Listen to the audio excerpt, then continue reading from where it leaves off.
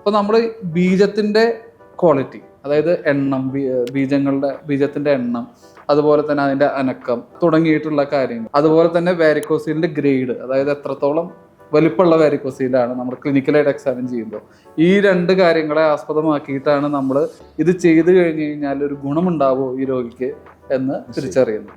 വെറുതെ കയറി ഒരു വാരിക്കോസീൽ ഓപ്പറേഷൻ ചെയ്തിട്ട് കാര്യമില്ല. അത് തന്നെ ഓപ്പറേഷൻ എന്ന് പറയുമ്പോൾ തന്നെ ഒരു വലിയ ഓപ്പറേഷൻ എന്നല്ലെങ്കിൽ കൂടിയും വിവിധ തരം ഓപ്പറേഷനുകൾ ഇതിൽ നിലവിലുണ്ട്.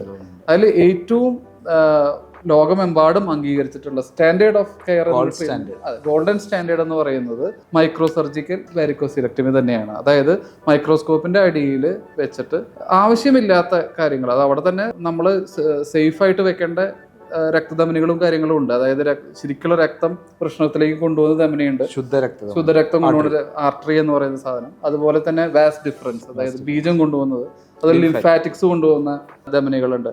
ഇതിനെയൊക്കെ മാറ്റിവെച്ച് ഈ വികസിച്ച് കിടക്കുന്ന ഈ പ്രശ്നത്തിന് കാരണക്കാരനായിട്ടുള്ള വെയിനെ മാത്രം തെരഞ്ഞുപിടിച്ച് അതെ ബ്യൂട്ടിഫുൾ ആയിട്ടുള്ള ഒരു ഒത്തിരി സമയം എടുക്കെങ്കിൽ കൂടിയും അതൊരു വലിയ സൈഡ് ഇഫക്റ്റ് ഒന്നും ഇല്ലാത്ത, എന്ന് വെച്ച് കഴിഞ്ഞാൽ 1-2 ദിവസം മാത്രം ഹോസ്പിറ്റലിൽ, ഒരു ദിവസമാണ് സാധാരണ പറയുന്നത്, ചിലപ്പോൾ നമ്മൾ ഒരു ദിവസം കൂടി കിടത്താറുണ്ട്, ഓവർനൈറ്റ് കിടത്താറുണ്ട്. അങ്ങനെ ചെയ്യുന്ന ഒരു പ്രൊസീജിയറാണ് മൈക്രോ സർജിക്കൽ വാരിക്കോസിലെക്ടമി എന്ന് പറയുന്നത്.